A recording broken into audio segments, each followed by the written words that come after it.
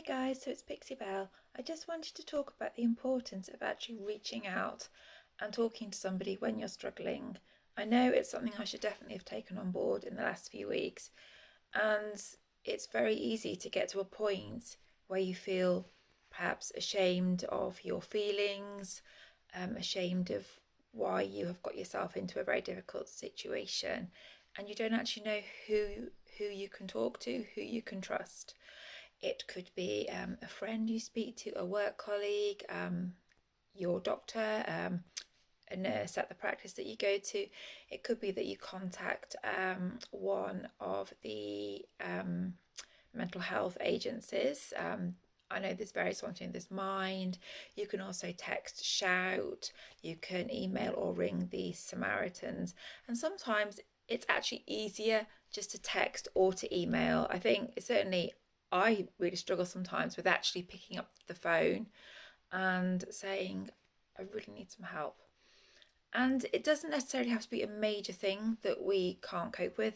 Certainly in my case, over the last few weeks, it's been, one little thing that's led to another little thing that's led to another little thing, and the little things have grown bigger and bigger and bigger. And the bigger they get, it becomes like the elephant in the room where you can't understand your feelings, and your head can literally be going around like 1,000 miles an hour. I always say I've got on the spiral staircase and I can't get off it. And that's really hard because then you're swept up in this sort of whirl of feelings and emotions. And all you want to do is literally jump for safety. You want to get that parachute on your back so you can actually get off and start to make sense of what you're feeling. And it's really, really hard. I mean, I had my breakdown pretty much 6 years ago.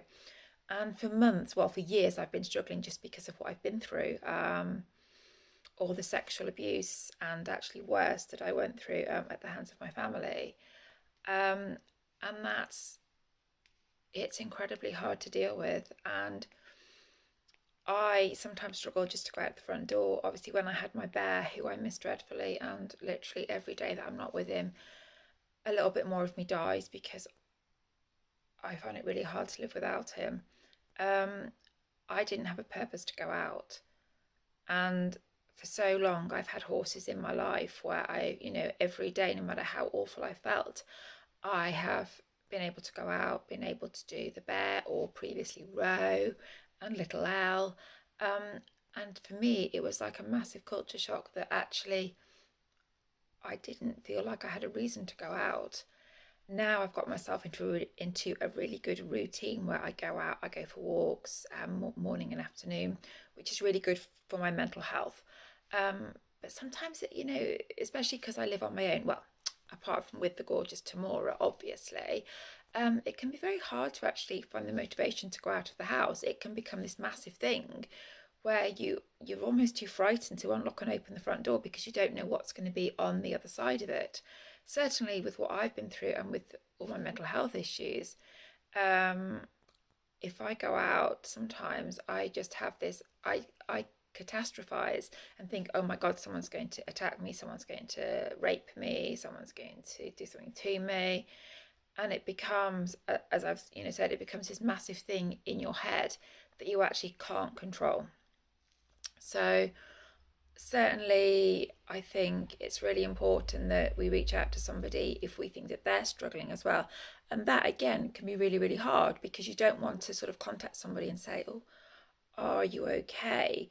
Because they might take it the wrong way and they might not be in that situation that they are ready to open up. But it's just about maintaining contact, whether it's over social media, whether it's text, WhatsApp. I can't think of anything else, and I'm sure that there is. And it's just about saying, hi, I'm here. And if you are struggling at any point, just drop me a text and then I'll come round, obviously in a COVID compliant way, and I think just to know that someone's actually thinking about you, that can be a massive help as well. So I just want to say be kind, because I know I've had issues recently where things have happened that I'm really upset about. But it's just be kind, reach out to somebody, or if you're the one who's struggling, then try your best to reach out to a friend or whether it's a helpline.